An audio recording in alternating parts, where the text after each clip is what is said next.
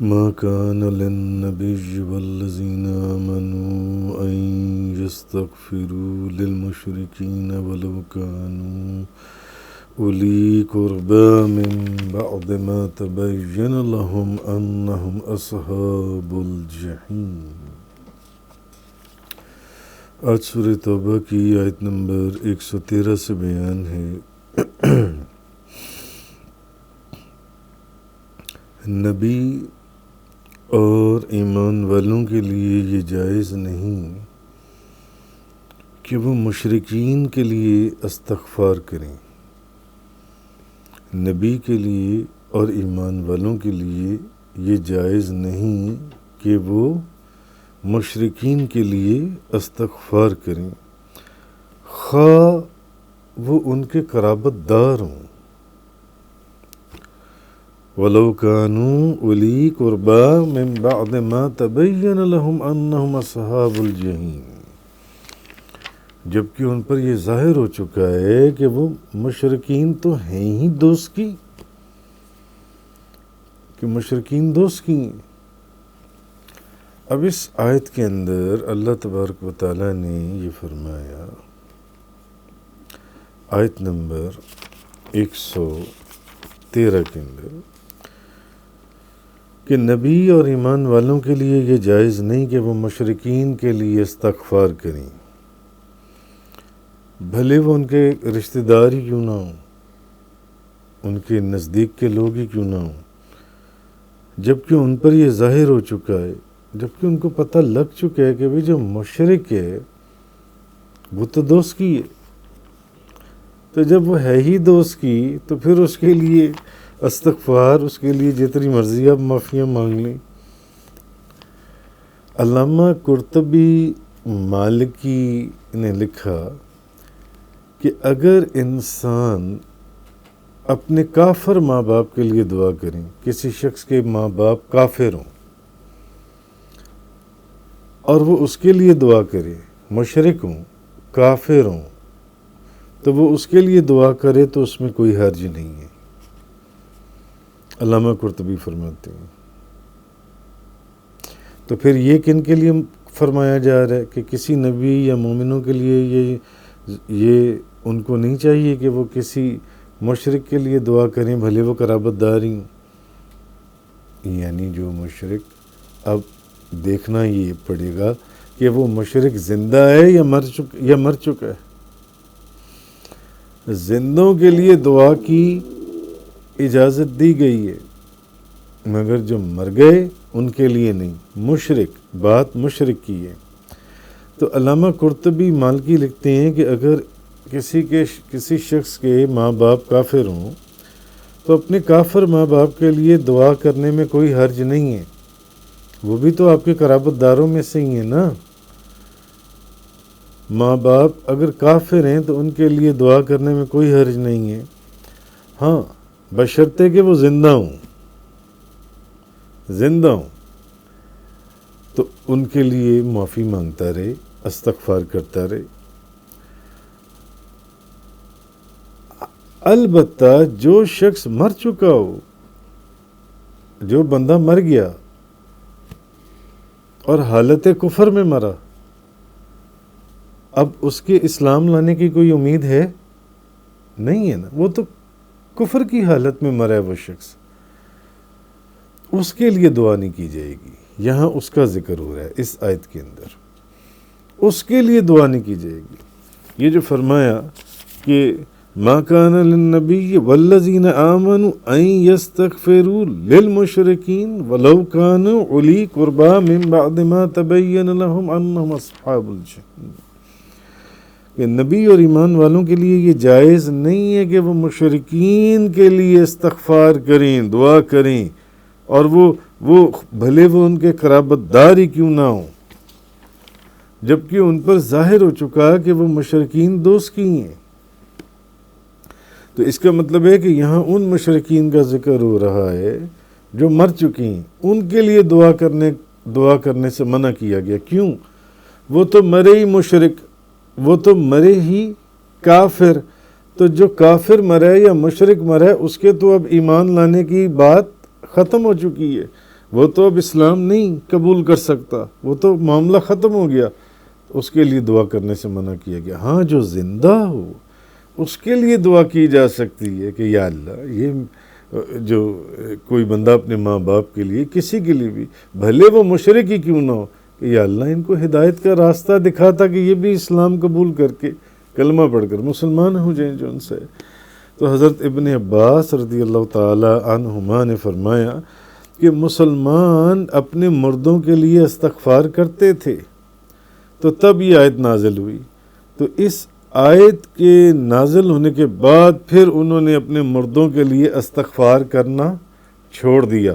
مگر یہاں پھر بات جو نوٹ کرنے والی ہے وہ یہ کہ وہ کون سے مردے تھے جن کے لیے وہ استغفار کرتے تھے، یعنی وہ لوگ تھے جو حالت شرک یا کفر میں مرے تھے۔ حالت شرک یا کفر میں، بھئی جو بندہ مر چکا ہے وہ تو اب اسلام قبول کر ہی نہیں سکتا، وہ تو اب کلمہ پڑھ کر ایمان نہیں نہ لائے گا، تو ان کی بات ہو رہی ہے۔ تو حضرت ابن عباس رضی اللہ تعالیٰ عنہما نے فرمایا کہ مسلمان اپنے مردوں کے لیے استغفار کرتے تھے، تو یہ آیت نازل ہوئی۔ تو اس آیت کے نازل ہونے کے بعد انہوں نے اپنے مردوں کے لیے استغفار کرنا چھوڑ دیا، یعنی بند کر دیا۔ وہ کون سے مردے تھے؟ جو مشرک تھے، جو مرے تھے تو مشرک مرے تھے، جو مرے تھے تو حالت کفر میں مرے تھے، تو وہ تو ہیں ہی دوست کی، ان کے لیے۔ اور ان کو زندہ مشرکین کے آگے فرماتے ہیں کہ زندہ مشرکین کے لیے استغفار کرنے سے منع نہیں کیا گیا۔ ہاں حتیٰ کہ وہ مر جائیں تو پھر ان کے لیے بھی منع ہے، مر جائیں تو پھر ان کے لیے بھی منع ہے۔ مگر جو کافر یا جو مشرک زندہ ہے اس کے لیے اگر کوئی بندہ اپنے کسی قرابت دار رشتہ دار کے لیے دعا کرتا ہے، یا اللہ اس کو سیدھا راستہ دکھا، اس کو اسلام کی شمع اس کے دل میں روشن فرما، تو وہ ٹھیک ہے۔ لیکن اگر اس شخص کو پتہ ہے کہ یہ بندہ جب مرا تھا تو حالت کفر میں مرا تھا، معاذ اللہ یہ کسی اور حالت میں، یہ ہندو ہو کے مرا، مجوسی ہو کر مرا، یہودی عیسائی ہو، اس کے لیے نہیں دعا کی جائے گی، نہیں دعا۔ تو حضرت ابن عباس رضی اللہ تعالیٰ عنہما بیان کرتے ہیں، نبی پاک صلی اللہ علیہ وسلم نے، آپ آگے اس کی مثال دیتے ہیں، آپ یہ دیکھیں کہ آپ فرماتے ہیں حضور نے دعا کی کہ اے اللہ اسلام کو ابو جہل بن ہشام یا عمر بن خطاب سے عزت عطا فرما۔ تو جب حضور نے یہ دعا فرمائی اس وقت وہ دونوں مشرک تھے، کافر تھے۔ تو کافر یا مشرک اگر زندہ ہے، بھلے آپ کے قرابت داروں میں سے ہیں، آپ کے قرابت داروں میں سے نہیں ہیں، اگر وہ زندہ ہے تو آپ اس کے لیے دعا کر سکتے ہیں تاکہ وہ اپنے مرنے سے پہلے کلمہ پڑھ کر اسلام قبول کر لے، مسلمان ہو جائے، اسلام لے آئے۔ لیکن مرنے کے بعد تو اب تو آپ کو معلوم ہے کہ وہ کفر کی حالت میں مرے، تو اب ان کے لیے دعا کرنے سے منع کیا گیا۔ اور پھر جب نبی پاک صلی اللہ علیہ وسلم نے یہ دعا فرمائی تو اگلی ہی صبح حضرت عمر فاروق حضور کی بارگاہ میں حاضر ہوئے اور انہوں نے اسلام قبول کر لیا۔ حضرت عمر فاروق رضی اللہ تعالی عنہ نے اگلی ہی صبح جن سے اسلام قبول کر لیا۔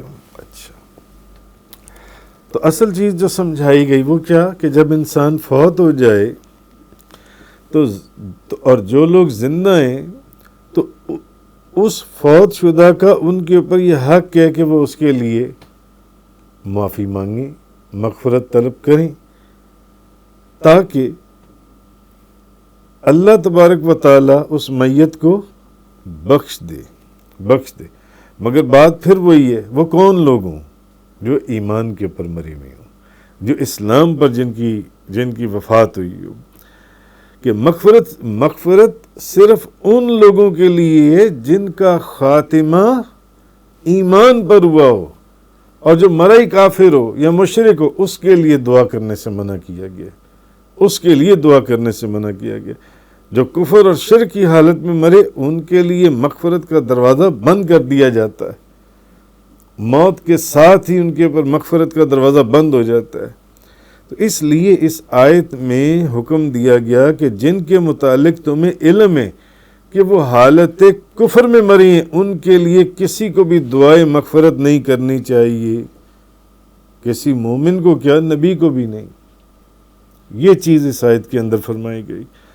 تو وہ اب بات آتی ہے وہ تمام روایات جن روایتوں کے اندر یہ ذکر آیا ہے کہ اللہ تعالیٰ نے اس آیت میں اپنے رسول کو منع فرمایا کہ وہ اپنے والدین کے حق میں بھی دعائے مغفرت نہ کریں، تو وہ لوگ جنہوں نے وہ من گھڑت روایتیں جون سی ہیں گھڑ دیں جون سی ہیں، کہ ان روایتوں میں یہ آیا ہے کہ اس آیت کے ذریعے اللہ نے اصل میں اپنے نبی کو بھی، اپنے محبوب کو بھی منع فرما دیا کہ اپنے والدین کے لیے دعا نہیں کرنی۔ حضرت عبداللہ، حضرت بی بی آمنہ رضی اللہ تعالی عنہما، کیوں ان من گھڑت روایتوں میں یہ ثابت کیا گیا ہے کہ ان کا خاتمہ جون سا ہے وہ ایمان پر نہیں ہوا تھا۔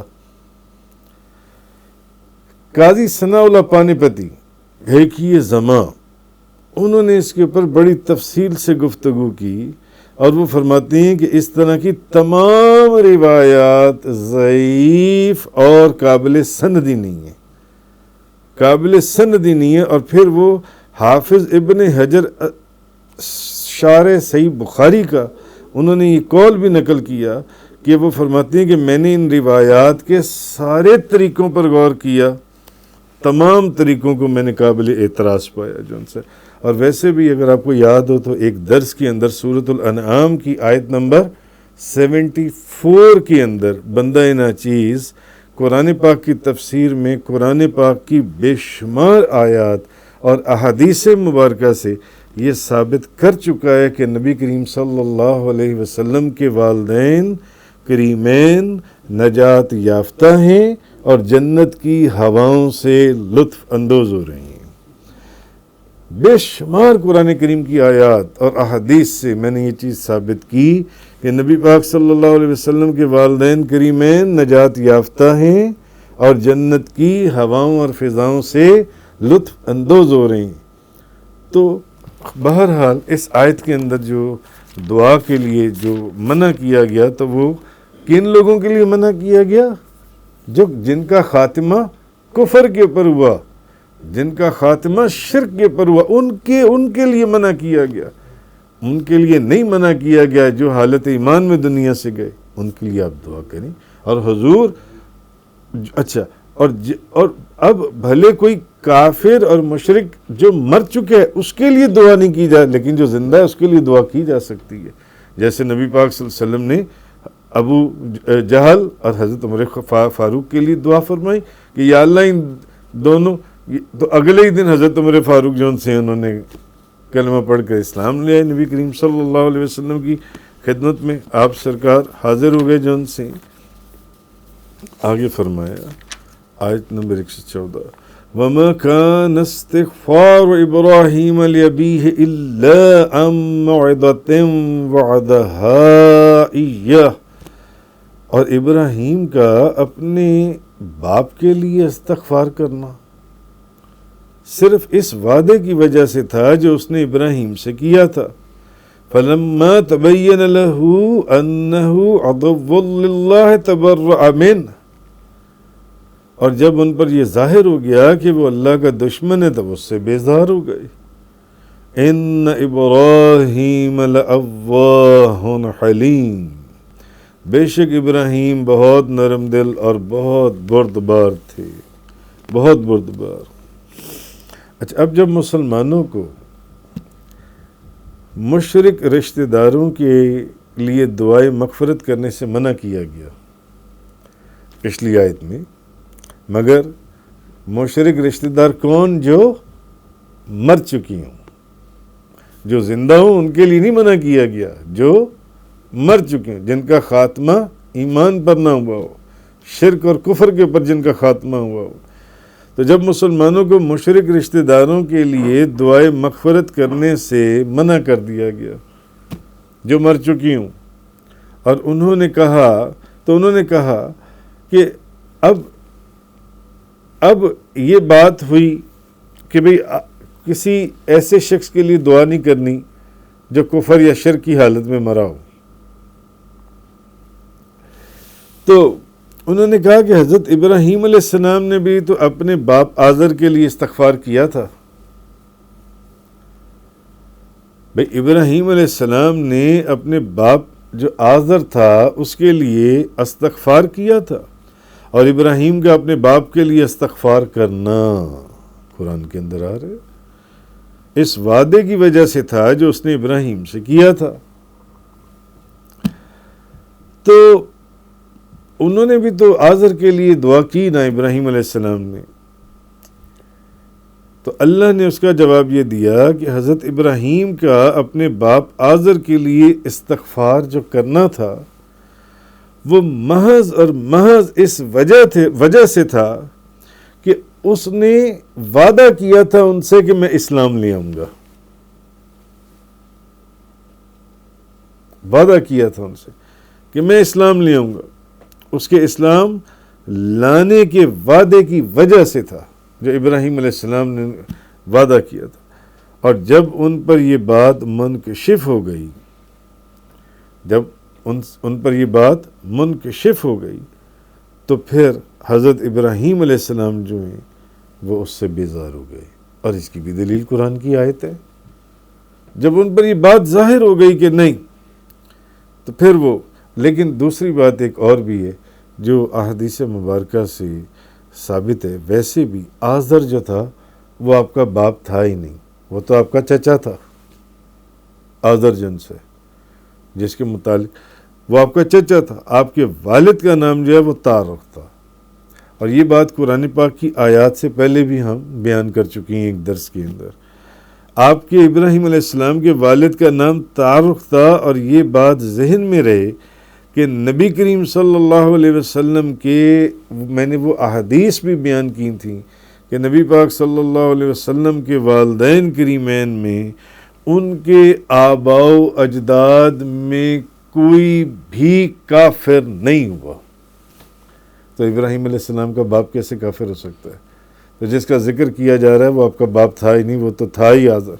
اور پھر جو انہوں نے دعا کی تھی وہ بھی اللہ پاک نے بیان کر دی، وہ بھی صرف اس وجہ سے تھی کہ اس نے جو وعدہ کیا تھا کہ میں اسلام لے آؤں گا، اس نے وعدہ کیا تھا کہ اس کے اسلام لانے کے وعدے کی وجہ سے تھا ان کا استغفار. ورنہ بعد میں ابراہیم علیہ السلام اس سے جن سے وہ بیزار ہو گئے جن سے. تو یہ چیز اس کے اندر آئی. فلما تبین له انه عدو للہ تبرأ منہ. اور جب ان پر یہ بات ظاہر ہو گئی کہ وہ اللہ کا دشمن ہے تو ابراہیم علیہ السلام تو اس سے بیزار ہو گئے. ان ابراہیم لأواہ حلیم. بے شک ابراہیم بہت نرم دل اور بہت بردبار تھے. آخر الدعوانا الحمدللہ. تفسیر قرآن کا یہ لیکچر انگلش میں سننے کے لیے براہ کرم ڈسکرپشن میں موجود لنک پر کلک کریں.